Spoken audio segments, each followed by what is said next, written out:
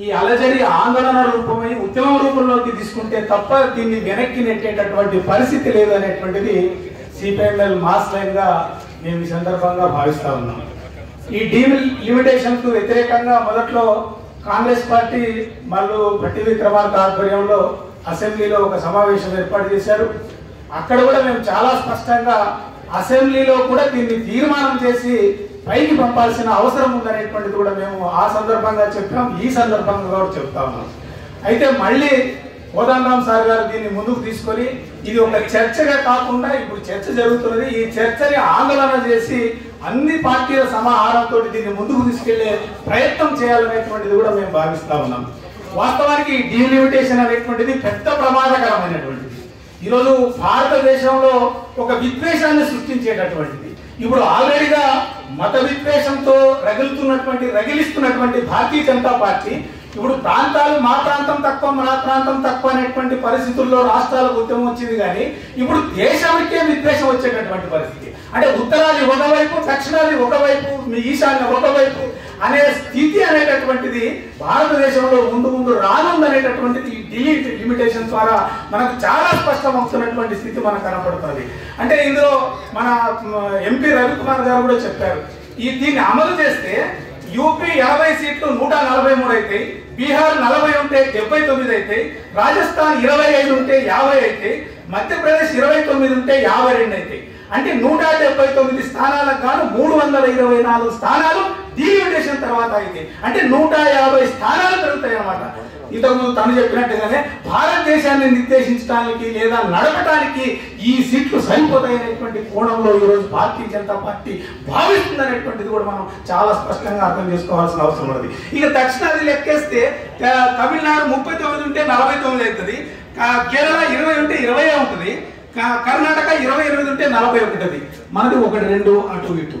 అంటే ఇక్కడ ఏం జరుగుతున్నాయి దక్షిణాదిలో అంటే ముఖ్యంగా దీంట్లో కూడా ఒక కోణం ఏమిటి ఉందంటే ఈరోజు భారతదేశంలో భారతీయ జనతా పార్టీ ప్రభావం కలిగినటువంటి తన సీట్లు పొందేటటువంటి ప్రభావం ఉన్నటువంటి ఈ 4-5 రాష్ట్రాల్లో ఈరోజు 40% ఉన్నది దానికి. అది రేపు ఈ డీలిమిటేషన్ తర్వాత ఈ సీట్ల సంఖ్య ఏమైతుందంటే 51% అవుతుంది. అంటే రాజకీయ ప్రభావాన్ని పెంచుకోవడానికి ఆల్రెడీగా ఈరోజు దేశంలో 370 రద్దు చేసింది.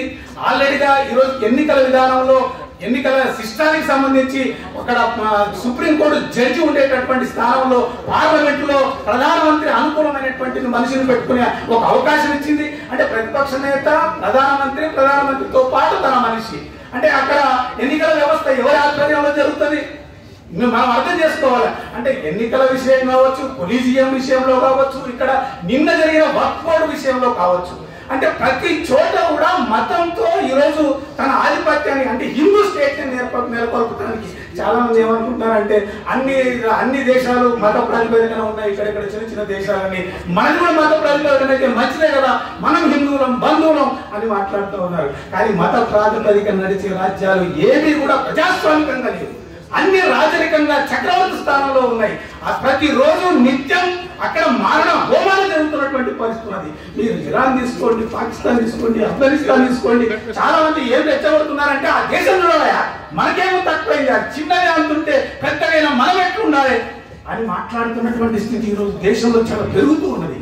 ఇది చాలా మంది కూడా ఏమంటున్నారంటే పార్టీల వాళ్ళు ఏం చేయట్లేదంటే పార్టీల వాళ్ళు చాలా ప్రయత్నం చేస్తూ ఉన్నారు. కానీ ఈరోజు మతం అనేటటువంటిది, మత ఉన్మానం అనేటటువంటిది ఉదాహరణకు మా ఊరిని ఒక 10-15 సంవత్సరాలుగా లెఫ్ట్ గా ఊరిలో ఉంది. ఈరోజు భారతీయ జనతా పార్టీ బొడ్రాయి పండుగని, లేకపోతే గణపతి పండుగని, లేకపోతే హనుమాన్ అని, లేకపోతే నిన్న జరిగిన రామనవమి అని ఇవి జరపకూడదని నేను అనట్లే. ఒక కుట్రపూరితంగా ఒక ప్లాన్ ప్రకారంగా ప్రజలందరినీ కూడా మైండ్ సెట్ మార్చేటట్టుగా అంటే మత ప్రభావంలోకి తీసుకెళ్లేటట్టు ఒక ప్రమాదాన్ని ఈరోజు చాలా స్పష్టంగా ఈరోజు వాళ్ళు తీసుకొస్తున్నటువంటి స్థితి మనకు కనపడతా ఉన్నది. ఒకటేంటంటే జనాభాని తగ్గించాలని చెప్పి ప్రభుత్వాలే చెప్పి అనేక మంది ఆపరేషన్లు చేసుకుంటే డబ్బులు కట్టించినటువంటి స్థితిలో దక్షిణ భారతదేశం అనేది చాలా బాగా అమలు చేసింది సంతానోత్పత్తిని తగ్గించేటటువంటిది. వాళ్ళేమో చాలా మనకేమో 1.8 ఉంటే బీహార్ 3% చేస్తుంది, 3% ఉంది దానికి. అంటే మనం ఇక్కడ ఉండే ఫర్టిలిటీ రేటు ఇక్కడికి అక్కడికి డబల్ ఉందన్నమాట. అంటే ఇట్లా తగ్గించడం అనేటటువంటి దానికి వాళ్ళు శిక్ష ఇస్తున్నారు, పెంచుకున్న వాళ్ళకేమో బహుమతి ఇస్తున్నారు. ఇది ఈ రోజు జరుగుతున్నటువంటి స్థితి మనకి ఈ దేశంలో కనపడుతున్నది. అంటే మనవాళ్ళు ఒక మాట అన్నారు, ఎన్ని రోజులు వాయిదా వేద్దామని. వాయిదా వేయడం అంటే కొన్ని లెక్కలు కూడా ఏం చెప్తున్నాయంటే 2050 నాటికి దేశమంతా ఒకే ఫర్టిలిటీ వచ్చేటటువంటి పరిస్థితి అనేటువంటిది కూడా ఒక అంచనా ఉన్నది. ఈరోజు 2055 నాటికి ఇప్పుడు మనం ఏదైతే మన దేశం 2.2 ఫర్టిలిటీ ఉండాలనేటువంటి దాంట్లో మనం 1.8 ఎట్లయితే ఉన్నామో ఇప్పుడు మిగతా రాష్ట్రాలు కూడా అవి తగ్గుతూ ఉన్నాయి అనేటువంటి లెక్కలలో వస్తున్నాయి. అందుకనే దాని ప్రకారం కూడా వాయిదా వేయడానికి కూడా అవకాశం ఉందనేటువంటిది కూడా మనం అర్థం చేసుకోవచ్చు. అంటే డీలిమిటేషన్ ద్వారా రాజకీయ ప్రభావాన్ని కోల్పోతాం, ఆర్థికంగా కోల్పోతాం అనేటువంటి దానికి మొత్తం 5 సౌత్ ఇండియన్ స్టేట్స్ కి 28,152 కోట్లు మనకొస్తే ఒక్క ఉత్తరప్రదేశ్ కి 31,962 కోట్లు ఒకే ఒక్క స్టేట్ వెళ్తున్నటువంటి స్థితి దీని ద్వారా అర్థమవుతున్నది మనకు. అంటే దీన్ని మనం ఎట్లా అర్థం చేసుకోవాలి? ఆర్థికంగా, రాజకీయంగా, సామాజికంగా కనీసం మనం మాట్లాడేటటువంటి విషయాల్ని పార్లమెంట్ లో మనం మాట్లాడేటట్టుగా లేకుండా ఏదైతే భారతీయ జనతా పార్టీ కుట్రపూరితంగా దేశాన్ని తన వశం చేసుకోవడానికి, తన ఆధిపత్యాన్ని మరింత కాలం ముందుకు తీసుకెళ్లడానికి ఏదైతే ప్రయత్నం చేస్తుందో దానికి మనం తప్పకుండా అడ్డుకట్ట వేయాల్సిన అవసరం ఉన్నది. అయితే నిజంగా ఇవి పెంచాలన్నా, నిజంగా పెంచకపోతే కుదరదా? 1911లో అమెరికాలో 9.42 కోట్లు ఉండేటటువంటి జనాభా ఈరోజు అది 34 కోట్లు అయింది. అమెరికాలో 9 కోట్లు ఉన్నది 34 కోట్లు అయింది. అక్కడ 435 సీట్లే ఉన్నాయి. ఈ రోజుకు పెంచలేదు. అమెరికా ఒకే సిస్టంలో నడుస్తున్నది. అంతేకాకుండా ఈరోజు సెనేట్ అనేటువంటి దానికి రాష్ట్రాలకు ఒక్కొక్క రాష్ట్రానికి 2 సీట్లు ఇచ్చేటటువంటి స్థితి ఉన్నది. ఈ 2 సీట్లలో 50 స్టేట్స్ ఉన్నాయి. 50 × 2 100 సెనేట్లు. అంటే రాష్ట్రాలకు సమానమైనటువంటి హక్కులు ఇవ్వాలనేటువంటి ఒక శాస్త్రీయ సిద్ధాంతం కూడా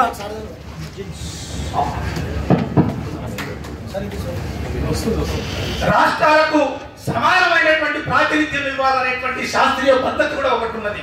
అంటే ఇది గతంలో అనుకున్నటువంటిది చాలా చెప్పారు. అంబేద్కర్ గారు దీన్ని వ్యతిరేకించారని చాలా మంది కూడా మాట్లాడారు.